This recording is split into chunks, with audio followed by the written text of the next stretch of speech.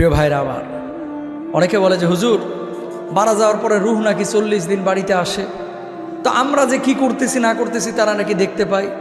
আবার কিছু মানুষ বলতেছে মোহতারাম বৃহস্পতিবার নাকি রুহ আসে, আবার কিছু লোক বলতেছে শুক্রবার নাকি রুহ আসে। আচ্ছা, রুহ যদি 40 দিন আপনার বাড়িতে আসে, 40 দিন নামাজ পড়লেন, এরপর আর পড়লেন না, আল্লাহ খুশি হবে না বেজার হবে?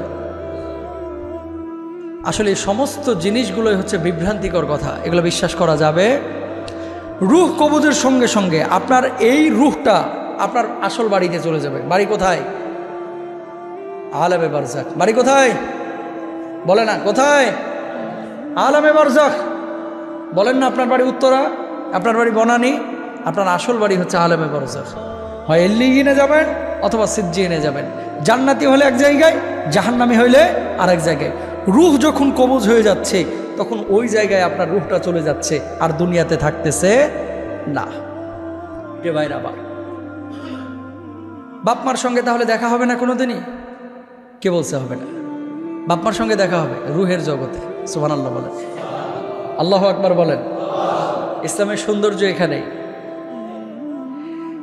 ইয়াউমা ইয়াফিরুল মারউ মিন আখিহি ওয়া উম্মিহি ওয়া আবিহি ওয়া সাহিবাতিহি ওয়া বানি লিকুল্লি ইমরিইন মিনহুম ইয়াউমাইদিন শাআনুন ইউগনি। দেখেন, প্রমাণ নেন কিভাবে আপনার সঙ্গে দেখা হবে।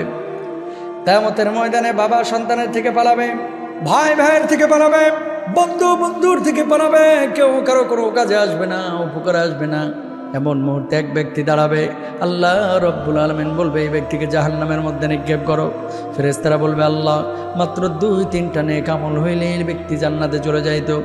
এবার আল্লাহ রব্বুল আলামিন বলবে 2-3 নেক আমল যেহেতু সংক্ষিপ্ত আছে, তার শিকলে বেঁধে তাকে জাহান্নামের মধ্যে নিক্ষেপ করো। ওই মানুষটা বলবে আল্লাহ দুনিয়ার জিন্দগিতে অনেক আমল করেছিলাম, নামাজ পড়েছিলাম, রোজা করেছিলাম, আল্লাহ আর একটু আমল সংক্ষিপ্ত হয়েছে, আপনি আমার একটাবার সুযোগ দেন।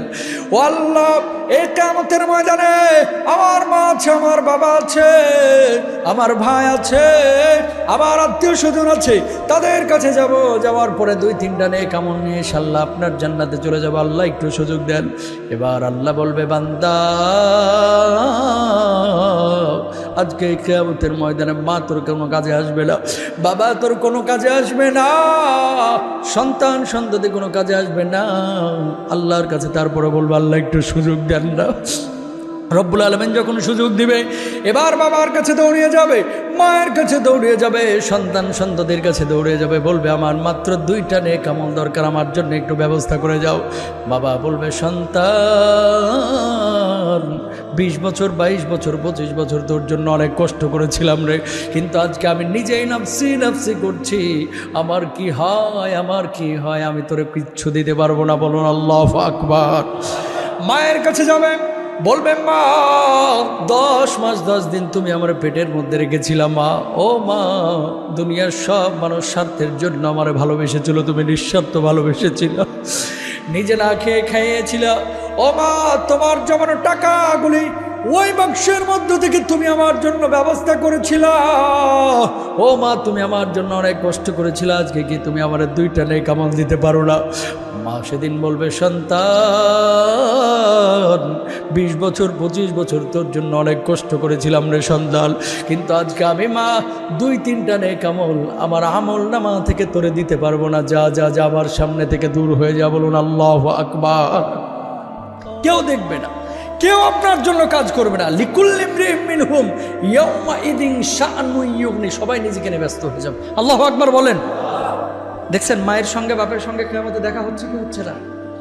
এবং মুহাদ্দিসিনরা এটাও বলছেন, রাসূল সাল্লাল্লাহু আলাইহি ওয়াসাল্লামের হাদিস থেকে ব্যাখ্যা করে, মানুষ মারা যাওয়ার পরে যদি তার রূহটা ইল্লিয়িনে যায়, জান্নাতি পরিবেশে যায়, ওই জান্নাতে যদি বাপ মার রূহটা থাকে, দাদা দাদির রূহটা থাকে, প্রিয়জনের রূহটা থাকে, ওই রূহের সঙ্গে সেই জগতে তার দেখা হবে। মারা যাওয়ার পরে জিজ্ঞেস করবে বাংলাদেশে ফ্লাইওভার কয়টা হয়েছে রে, নাকি জিগাইব যে কিরে বাংলাদেশে ফ্লাইওভার কয়টা হয়েছে, পেঁয়াজের কেজি কত, ডিমের হালি কত, জিগাইব না। ওই জগতে ডিমের হালি নিয়ে কেউ ফিকির করবে না, ফিকির করবে বড় বিষয় নিয়ে, বড় প্রজেক্ট নিয়ে। গুলশান বনানীতে যারা ফ্ল্যাট কিনে এরা ডিমের হালি নিয়ে চিন্তা করে না।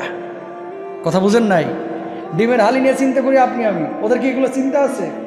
বেগম পাড়ায় যাদের 3টা 4টা বাড়ি আছে না, ঠুয়ানি খাইবো, ওই জগতে যাবে, ফেরেশতারা পিডাইবো, কয় বেগম পাড়ায় বাড়ি কিনছিলি কেন?